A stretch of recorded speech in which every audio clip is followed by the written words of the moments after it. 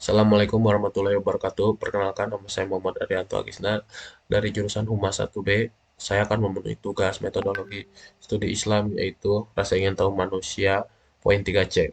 Oke, yang pertama-tama pengertian manusia sebagai makhluk yang berpikir dibekali rasa ingin tahu. Rasa ingin tahu inilah yang mendorong manusia untuk mengenal, memahami, dan menjelaskan hal yang bersifat alamiah, sosial, dan budaya serta manusia berusaha untuk memecahkan masalah yang dihadapi.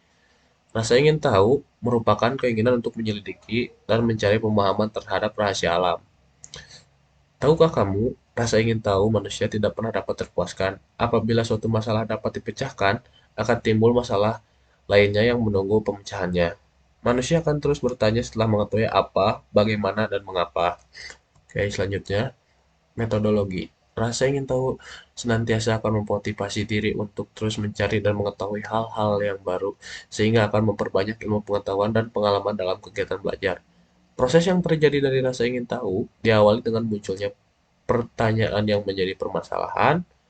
Pertanyaan muncul itu secara naluriah terjadi dengan 6 pertanyaan pokok yang sering terjadi, yaitu apa, kapan, di mana, siapa, mengapa, dan bagaimana. Oke, paradigma. Rasa ingin tahu memberikan dampak positif dan negatif. Ada beberapa dampak yang akan saya sebutkan menurut pendapat saya. Dampak positifnya itu adalah rasa ingin tahu senantiasa akan memotivasi diri untuk terus mencari dan mengetahui hal-hal yang baru sehingga akan memperbanyak ilmu pengetahuan dan pengalaman dalam berkegiatan atau melakukan sesuatu. Keingintahuan akan menuntun untuk mencari lebih banyak informasi baru mengenai sesuatu.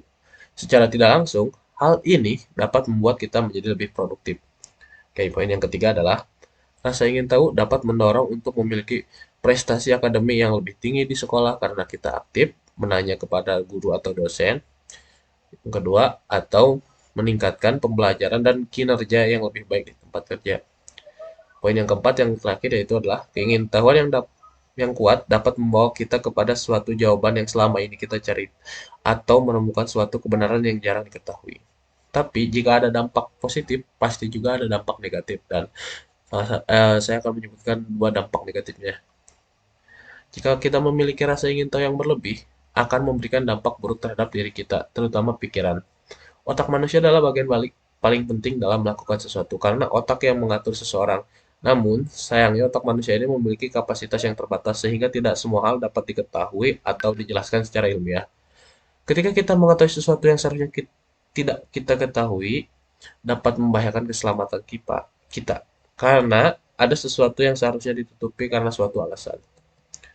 Oke, kesimpulannya adalah rasa keingintahuan manusia tidak terbatas pada keadaan diri manusia sendiri atau keadaan sekelilingnya, tetapi terhadap semua hal yang ada di alam dunia, itu bahkan terhadap hal-hal yang gaib. Manusia berusaha mencari jawaban atas berbagai pertanyaan itu. Dari dorongan ingin tahu, manusia berusaha mendapatkan pengetahuan mengenai hal-hal yang dipertanyakannya.